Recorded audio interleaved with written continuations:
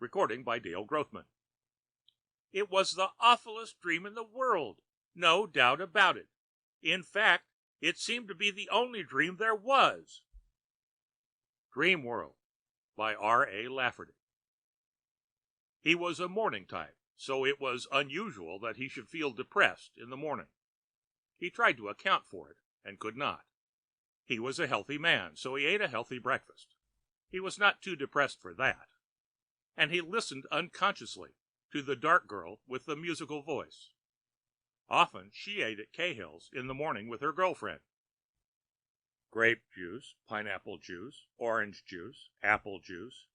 Why did people look at him suspiciously just because he took 4 or 5 sorts of juice for breakfast? Agnes, it was ghastly. I was built like a sack full of skunk cabbage, I swear. And I was a green-brown color and had hair like a latrine mop. Agnes, I was sick with misery. It just isn't possible for anybody to feel so low. I can't shake it at all. And the whole world was like the underside of a log. It wasn't that, though. It wasn't just one bunch of things. It was everything. It was a world where things just weren't worth living. I can't come out of it. Teresa, it was only a dream. Sausage, only 4 little links for an order. Did people think he was a glutton because he had 4 orders of sausage? It didn't seem like very much. My mother was a monster. She was a warthogish animal, and yet she was still recognizable.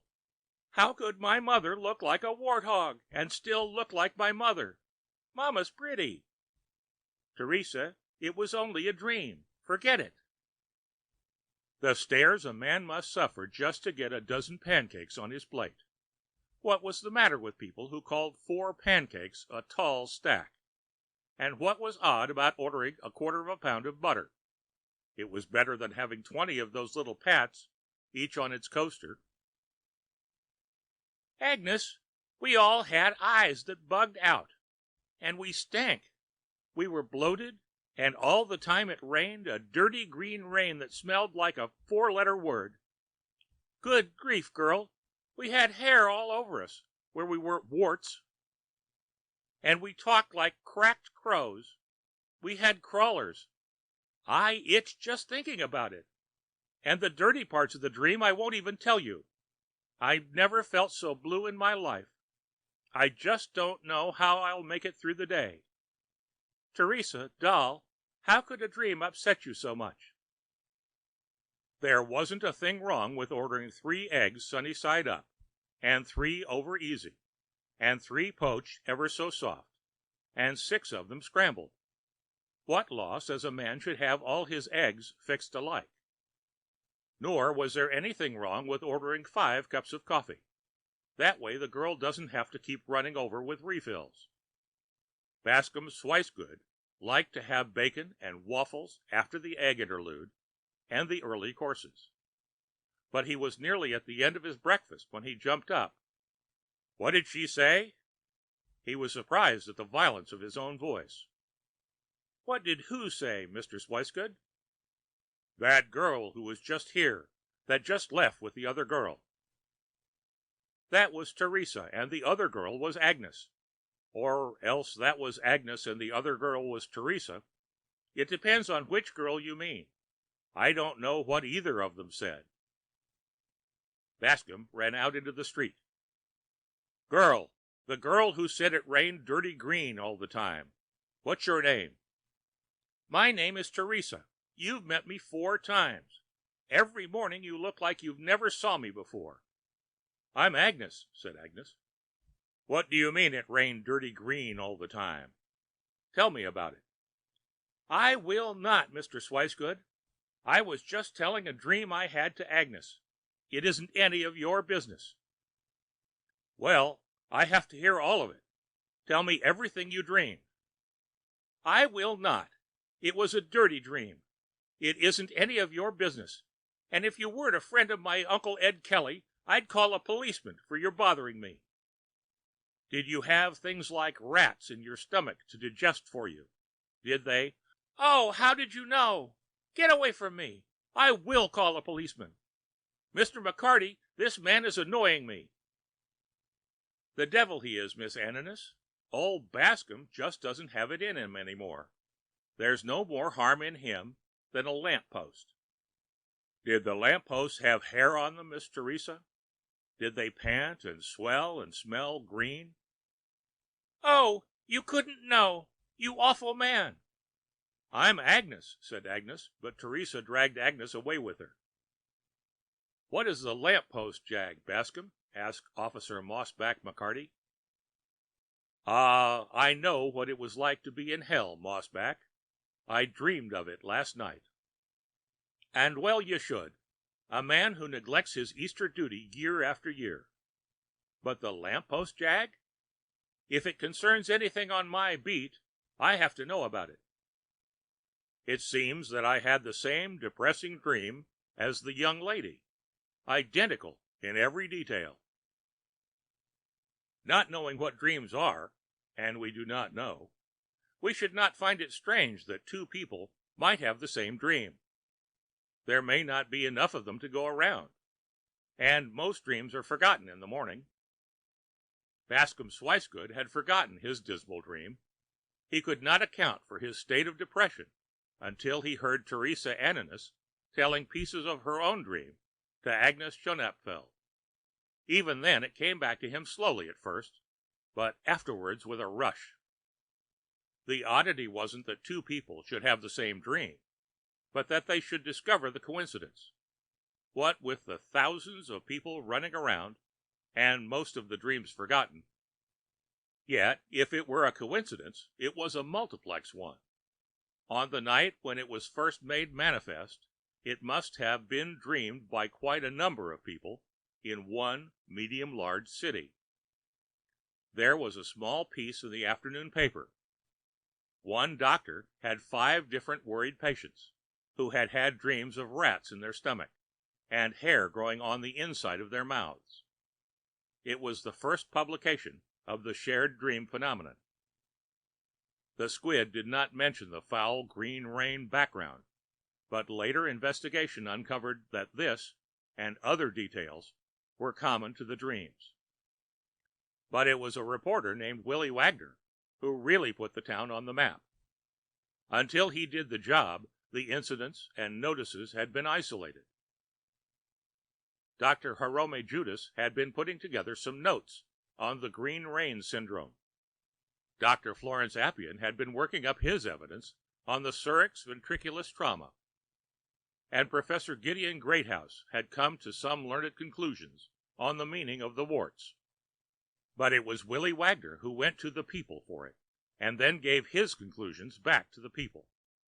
Willie said that he had interviewed 1,000 people at random. He hadn't really. He had talked to about 20. It takes longer than you think to interview 1,000 people. He reported that slightly more than 67% had had a dream of the same repulsive world. He reported that more than 45% had had the dream more than once, 32% more than twice, 27% more than 3 times. Many had had it every damn night, and many refused frostily to answer questions on the subject at all. It was 10 days after Bascomb Swicegood had heard Teresa Ananias tell her dream to Agnes. Willie published the opinions of the 3 learned gentlemen above, and the theories and comments of many more. He also appended a hatful of answers he had received that were sheer levity. But the phenomenon was not local. Wagner's article was the first comprehensive, or at least wordy, treatment of it, but only by hours. Similar things were in other papers that very afternoon and the next day. It was more than a fad. Those who called it a fad fell silent after they themselves experienced the dream. The suicide index arose around the country and the world. The thing was now international. The cacophonous ditty, Green Rain, was on all the jukes, as was the Warthog song. People began to loathe themselves and each other. Women feared that they would give birth to monsters. There were new perversions committed in the name of the thing, and several orgastic societies were formed with a stomach rat as a symbol. All entertainment was forgotten, and this was the only topic. Nervous disorders took a fearful rise as people tried to stay awake to avoid the abomination, and as they slept in spite of themselves and suffered the degradation. It was no joke to experience the same loathsome dream all night, every night. It had actually come to that. All the people were dreaming it all night, every night. It had passed from being a joke to being a universal menace. Even the sudden new millionaires who rushed their cures to the market were not happy. They also suffered whenever they slept, and they knew that their cures were not cures. There were large amounts posted for anyone who could cure the populace of the warthog people dreams.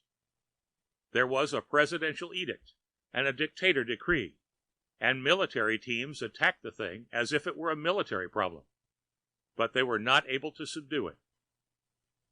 Then one night a nervous lady heard a voice in her noisome dream. It was one of the repulsive, cracked warthog voices. "You are not dreaming," said the voice. "This is the real world. But when you wake, you will be dreaming. That barefaced world is not a world at all. It is only a dream. This is the real world." The lady awoke howling, and she had not howled before, for she was a demure lady. Nor was she the only one who awoke howling. There were hundreds, then thousands, then millions. The voice spoke to all, and engendered a doubt. Which was the real world? Almost equal time was now being spent in each, for the people had come to need more sleep, and most of them had arrived at spending a full 12 hours or more in the nightmarish world. "It Could Be" was the title of a headlined article on the subject by the same Professor Greathouse mentioned above. It could be, he said, that the world on which the green rain fell incessantly was the real world. It could be that the warthogs are real and the people are dream. It could be that rats in the stomach were normal, and other methods of digestion were chimerical. And then a very great man went on the air in worldwide broadcast with a speech that was a ringing call for collective sanity. It was the hour of decision, he said. The decision would be made. Things were at an exact balance, and the balance would be tipped. "We can decide, and one way or the other, we will decide. I implore you all in the name of sanity that you decide right. One world or the other will be the world of tomorrow. One of them is real, and one of them is a dream. Both are with us now, and the favor can go to either. But listen to me here. Whichever one wins, the other will have always been a dream, a momentary madness, soon forgotten. I urge you to the sanity which in a measure I have lost myself. Yet in our darkened dilemma I feel that we yet have a choice. Choose." Perhaps that was the turning point. The mad dream disappeared as suddenly as it had appeared. The world came back to normal with an embarrassed laugh. It was all over. It had lasted from its inception 6 weeks. Bascom Swicegood, a morning type, felt excellent this morning. He breakfasted at Cahill's, and he ordered heavily as always, and he listened with half an ear to the conversation of 2 girls at the table next to his. "But I should know you," he said. "Of course, I'm Teresa." "I'm Agnes," said Agnes. "Mr. Swicegood, how could you forget? It was when the dream first came and you overheard me telling mine to Agnes. Then you ran after us in the street because you had had the same dream, and I wanted to have you arrested. Weren't they horrible dreams? And have they ever found out what caused them?" "They were horrible, and they have not found out. They ascribed it to group mania, which is meaningless. And now there are those who say that the dreams never came at all, and soon they will be nearly forgotten. But the horror of them, the loneliness. Yes, we hadn't any pediculi to curry our body hair. We almost hadn't any body hair. Teresa was an attractive girl. She had a cute trick of popping the smallest rat out of her mouth so it could see what was coming into her stomach. She was bulbous and beautiful, like a sack full of skunk cabbage, Bascom murmured admiringly in his head, and then flushed green at his forwardness of phrase. Teresa had protuberances upon protuberances, and warts on warts, and hair all over her where she wasn't warts and bumps. Like a latrine mop, sighed Bascom, with true admiration. The cracked clang of Teresa's voice was music in the early morning. All was right with the earth again. Gone the hideous nightmare world where people had stood barefaced and lonely, without bodily friends or dependents.